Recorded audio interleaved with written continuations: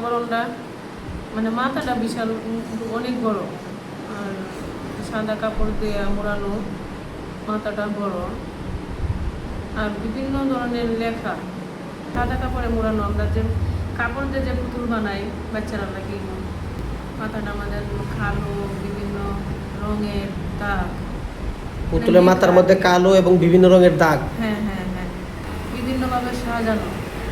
বুঝছি। আলহামদুলিল্লাহ। পুতুলটা এখন কি পরিপূর্ণ ধ্বংস হয়েছে? হ্যাঁ হ্যাঁ, আমরা দুজন একসাথে বসে আছি। পুতুলটা কোথায় দেখছেন?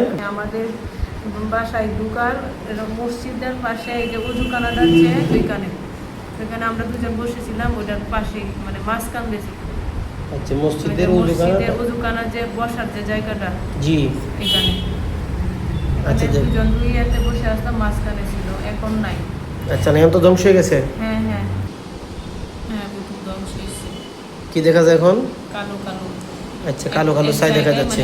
মানে আমার এই বোন 7 বছর হয়েছে বিয়ে শাদী হয়েছে। স্বামী স্ত্রীর মধ্যে যে ভালোবাসা থাকার কথা ছিল এটা নাই বললেই চলে। ঝগড়া বিবাদ লেগে থাকে, কোনো সন্তান এই পর্যন্ত হয় নাই।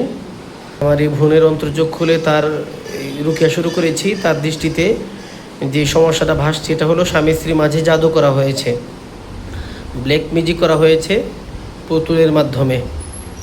আল্লাহ রাব্বুল আলামিন আমাদের এই বোনকে এবং এই বোনের হাজব্যান্ড আমাদের ভাইকে, ভাই বোনের মাঝে এই সংসারের মাঝে শান্তির ফায়সালা করুক। আল্লাহ রাব্বুল আলামিন সুন্দর দিনদার পরেজগার নেককার সন্তান তাদের কুলজোরে দান করুক।